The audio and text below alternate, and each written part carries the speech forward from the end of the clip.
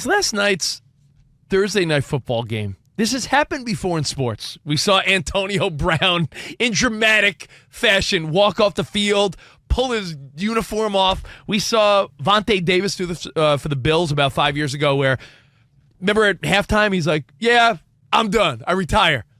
Last night. Remember when Forrest Gump just stopped running? I'm tired now. I'm pretty tired now. I feel like running. Remember that? It was weird. He just stopped in the middle of it. I think I'll go home. Well, guess who pulled I think I'll go home now. Guess who pulled the Forrest Gump, as you saw last night? De'Vondre Campbell of the 49ers. When they were shorthanded at the linebacker position, you saw Greenlaw, first game back, was bringing it, but then got winded and, they didn't want to re-aggravate anything. So they were shorthanded. And this guy quits on his team. Sucker ass, sucker behavior. It is a sucker move. In fact, as his teammate said. I mean, do we have George Kittle talking about this? Listen to George Kittle. That is one person who just decided not to, play for his teammates, and I don't think that doesn't make our offense look at each other and be like, wow, man, we're falling apart. It's more of we're like the defense, hey, we're falling apart. It's more of a one person making like Mooney said, a selfish decision, and I'm with Mooney on that. And I've never been around anybody that's ever done that, and I hope I'm never around anybody that does that again. Bam, that's good. And I love that he pointed out that it's not indicative of how everybody else is feeling, because by watching that, it does make it seem like there's more of a culture issue. In fact, that's the narrative a lot of people are running with today. With all the injuries and the body language we discussed with Debo and this move here, culture issue in the clubhouse, in the locker room. So we also have another soundbite, don't we? Yeah, like Kyle Shanahan after the game. I think people were confused at first. Like, wait, hold on. Did he just quit on the team? Happened with De'Vondre Campbell. He didn't play, and he went into the locker room at some point. Yeah, he said he didn't want to play today. Play today? Yep. The coaching staff?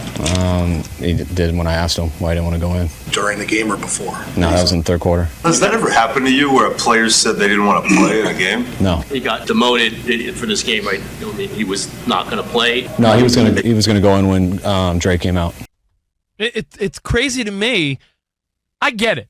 There's probably times in everyone's career where you want to walk away. You know what the corporate equivalent to this is? When someone annoys you so much that you want to write the F you, I quit email, but good enough not to send it, and it just ends up in your drafts. Yeah. That's the corporate equivalent to what this guy did. Like, how many times does someone in a corporate environment want to be like, you know what? F you, I quit. All right, let me take a minute. Don't send the email. All right, I've cooled down. I also think guy didn't. He sent the email essentially. I think it's a generational thing too, though. I mean, I could be wrong, right? But it's something that we can speculate because you rarely see this. Yet there's several stories in the past few weeks. As a fight fan, I was watching this Robeisy Ramirez fight. Robeisy Ramirez was trying to regain the WBO featherweight title from Rafael Espinoza, and it came to a really disappointing end last weekend. I'm sitting there. You wait all week, right? I'm going to watch this fight. And, dude, 5th round, he's in the fight, and he's like, yeah, he pulls a Roberto Duran, no mas. Take a listen. A night when he lost the belt a year ago, as once again a pause in the action. That is it. Robeisy just stopped. I think he might have got his jaw. I don't want to assume, but it might be his jaw. His jaw broken. He got his jaw broken. He got his, wait, maybe it's his eye. He just stopped. He absorbed that punch and just stopped. And it becomes a question of, is he doing the right thing, right? Is it not worth it for them to continue on? But isn't that like a fighter's mentality, an athlete's mentality to continue playing? Or is that starting to change because they're starting to do what's better for them as individuals? Because it became a debate where Timothy Bradley and some of the announcers were like, well, he's got to worry about his own safety. And it's like, yeah, but you're a fighter. And it's the same thing here. It's like, if he wasn't feeling it, should he be playing? And it's like, well, you're a football player. There's something, you have a team that's counting on you. But if he's not mentally in it, he's also putting his teammates in jeopardy, it's right? It's the same and different, right? Because you could say, well, individual sport versus team sport. When you're taking up a roster spot and you're there on the field with a decimated, injured defense, and you decide, nah, I'm good, I'm done. It's very, very selfish. This is Dude, not. I hate to throw Danny G's boy LeBron James into this because I'm not saying he's quitting, and I'm not saying he's quitting on his team, but he has not been with the team for what? It's going to be a week now. That's not quitting, though. It's not quitting in the big picture of his career of always being there and showing up, but I think in the NBA we're used to players, quote unquote, resting. But I think what this does is it gives so much ammunition to the so many LeBron haters out there to now speculate on why he's doing this, what's going on, what's stirring the Kool-Aid, is there more than meets the eye? Look at LeBron letting his team down. It's a bad look for the haters.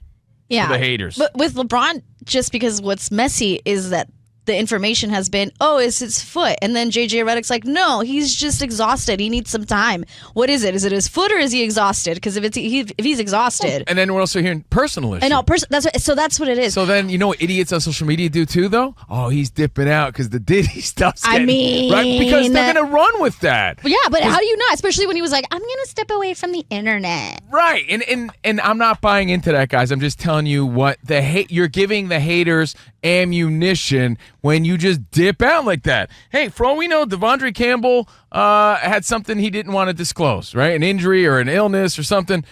So he took himself out. We don't know. We don't know the true story. We said this with Anthony Richardson months ago. Do you remember the game, Danny, where everyone changed their whole mind on this kid? Of course. He was out of gas, and he's like, yeah, I'm tired. Take me out. He tapped out for a play. And we said, oh, kid, fake like a calf, like, I need to play off. Like, even if he faked, like, coming up. I would rather hear LeBron, though, seriously, even though he's earned whatever he wants to do, he's earned it, right? That's what I was going to say. 21 Absolutely. seasons, he should have some money in the bank. He's earned it, Danny G. I'm with you on that. But I think I would have rather have heard, just, again, to shut up the naysayers, like, he has a sore toe. But, like, last night, Campbell, by just walking away, it's all optics, right?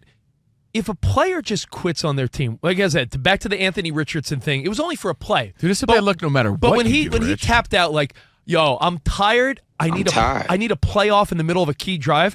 Everyone looked at him different, like, that's a young kid. Where's the winning attitude? Shaq walked off the set not too long ago. We're looking at Richardson a little different came back today, I feel like, though, and I saw comments about this on social media last night. He took a playoff and he got back out there. Your dude on the Niners, Rich, he kind of had to know, like, I'm probably going to get cut for doing this. Like, he basically exited stage left. Like, not went to the oxygen tank, not rested for a week because of a toe or personal reason. None of that. No. Like, I just don't want to go in there. It was Antonio Brown without the theatrics. Dan and I, we covered for Doug Gottlieb right before you guys, and he brought up how Deontay Johnson for the Ravens refused to go in against the Panthers a few weeks ago, and the Ravens just suspended him one game, but they're not cutting him. There's very different situations. Like, obviously, Johnson is frustrated because they're not using him. This situation with Campbell, I don't think he has a single leg to stand on, COVINO, at all. Like, I can't give you any reason to do what you did. You walked out. There's a debate, obviously, now whether or not you cut a guy like that or do you keep him on your team. I say, how do you keep a guy like that on your team? It's a team sport. But when you're a guy like that when you look at his career earnings are upward over $50 million through his contracts, he's a guy that made his bag. Right. So if he's a young man, he's like, if this, and he's stubborn, and he's like, a hothead, walk away. But you can't count on people like that.